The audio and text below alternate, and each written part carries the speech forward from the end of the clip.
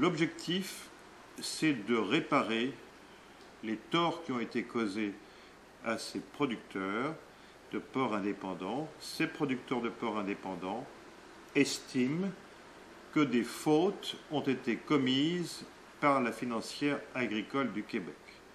Les deux fautes essentielles sont les suivantes. Première faute, les producteurs de porc indépendants estiment, avec des arguments à l'appui, que l'assurance stabilisation des cours et les compensations qui sont liées à ce que l'on appelle l'ASRA ont été modifiées depuis quelques années, de sorte que les montants de compensation qui sont versés aux producteurs indépendants ne correspondent plus, s'il y a chute des cours, ces montants ne correspondent plus à leur coût réel de production.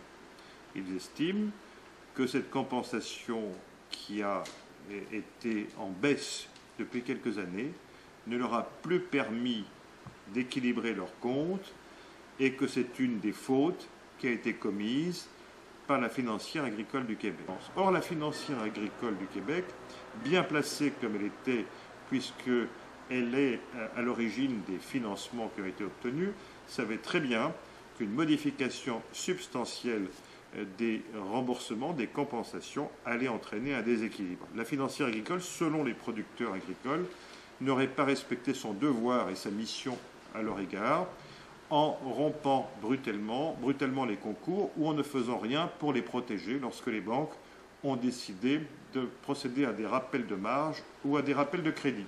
Voilà exactement les deux fautes qui sont reprochées à la financière agricole du Québec. Il y a un préjudice personnel pour chacun des producteurs. Chacun des producteurs apporte ses propres chiffres pour déterminer quelles sont les conséquences financières de la faute qu'il reproche à la financière agricole. Et moi, je ne fais pas de commentaire politique, je fais un commentaire juridique.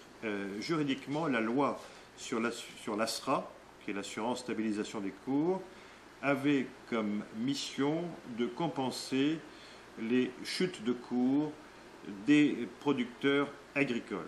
Feu le ministre Béchard avait considéré qu'il fallait que les producteurs indépendants soient plus rentables, qu'ils aient une bonne productivité.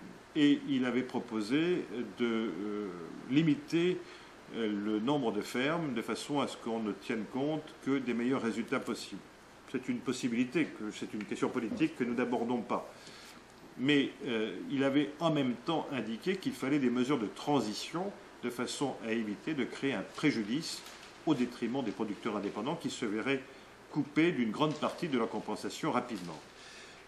Or, ce n'est pas du tout ce qui se fait actuellement apparemment, c'est ce que nous allons essayer de faire juger, puisque le calcul qui a été fait par la financière agricole, en mélangeant des entreprises dont le modèle économique est d'être une ferme indépendante et des entreprises qui ont plusieurs activités, notamment l'activité d'intégration, et qui a des coûts, des intrants comme on dit, des coûts de production différents d'une ferme indépendante, ceci a abouti à ce que l'on mette dans le même panier des entreprises dont le modèle économique est totalement différent, ce qui entraîne comme conséquence le fait que l'on tient compte d'un côté des coûts de production minorés d'une plus grande entreprise qui peut répartir ses coûts de production sur différentes activités, et d'autre part des fermes indépendantes dont les coûts de production sont les seuls qui existent.